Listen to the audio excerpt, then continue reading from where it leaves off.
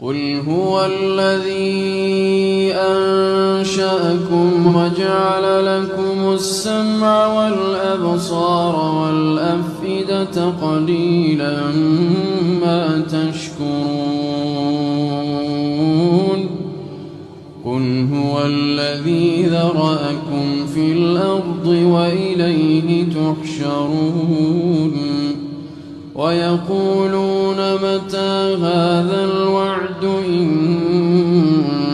كنتم صادقين